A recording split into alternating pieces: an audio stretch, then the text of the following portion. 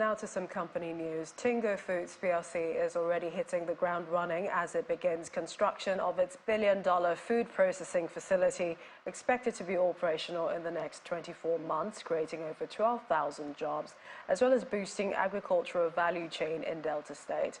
It targets the production of various food products from rice to chocolates and beverages, in addition to other plant-based ingredients and additives. This came to the fore during a guided tour of the project site in Onicha-Ugbo village, a Onicha North local government area of the state.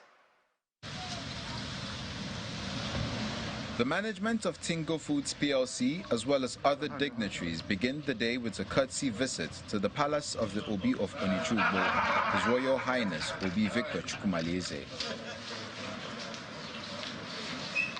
They're here to familiarize themselves with the traditional ruler of the community, as well as seek his cooperation in seeing that the construction of a billion-dollar processing facility is completed in due time.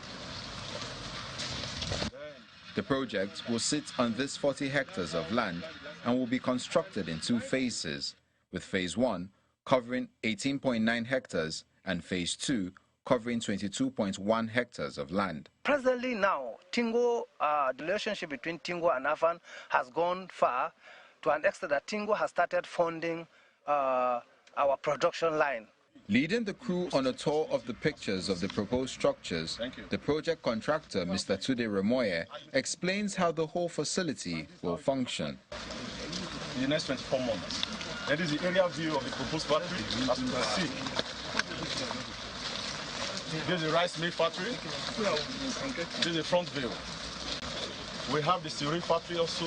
Highlighting the importance and impact of the project, the Permanent Secretary, Ministry of Agriculture, who was represented by a director in the ministry, says the project aligns with the vision of government in promoting and sustaining food security. This project will encourage other investors to come into the industry, to invest especially in agro-based production, because that's what is going to rule the world. For the management of Tingo plc, there are high hopes that this will bridge the gap between the farm gates and direct consumers, as well as increase exports to earn forex for the country. The thing is, when you actually see it into reality, you see dreams coming out and giving real work to real people. I can see hundreds of people going to be working here and a lot of people being able to live off this. But also for the millions of farmers that we're going to be able to bring their food and their produce and their vegetables and their fruit and be able to turn them into food that will be a value add.